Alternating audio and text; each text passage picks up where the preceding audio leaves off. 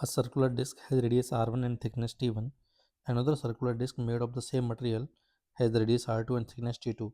If the moment of inertia of the both the disks are the same and radius का ratio is 2, then thickness का ratio is 1 by alpha, then value of alpha पूछिए हमसे कितनी होगी। तो देखो material same बोले हुए हैं, मास सेम नहीं बोला है, मटेरियल सेम बोले हैं, तो मटेरियलिस्टिक जितनी भी प्रॉपर्टी होंगी वो सेम होंगी। अब एक सर्कुलर डिस्क के लिए अपने एक्सिस के अबाउट जो मोमेंट ऑफ इनर्शिया होता है वो होता है M R square by 2। Clear. तो यहाँ से मास गिवन नहीं किया तो मास को मैं रेडियस और थिकनेस में कन्वर्ट कर लेता हूँ। तो मास को लिख सकते हैं डेंसिटी इनटू वॉल्यूम, वॉल्यूम हो जाएगा pi r square into thickness t. ठीक है, इसको कैपिटल टी लिख लेते हैं थिकनेस को। ठीक है, ये इस तरह की हमारे पास कोई टी थिकनेस की डिस्क है।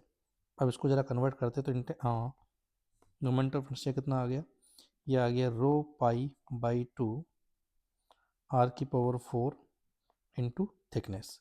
अब बोले दोनों डिस्क के लिए आई जो है हमारे पास क्या है वो सेम है। क्लियर। तो मैं कह सकता हूँ यहाँ से रो तो मटेरियल सेम है इसलिए रो तो सेम हो गया ही। तो आर अगर ये मोमेंट ऑफ इनर्शिया सेम है तो आर की पावर 4 इंटू टी भी क्या होगा सेम, मतलब आर वन की पावर 4 इंटू टी वन बराबर होगा आर टू की पावर 4 इंटू टी टू के। तो यहाँ से T two ratio T one कितना आ जाएगा, ये आएगा R one by are two की पावर 4। ठीक है।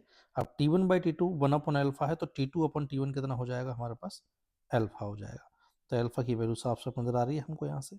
Are one by are two दे रखा है 2, तो 2 की पावर 4 से एल्फा कितना रहा होगा 16। तो करेक्ट आंसर जो आएगा यहाँ पे एल्फा की वैल्यू का दैट इज 16।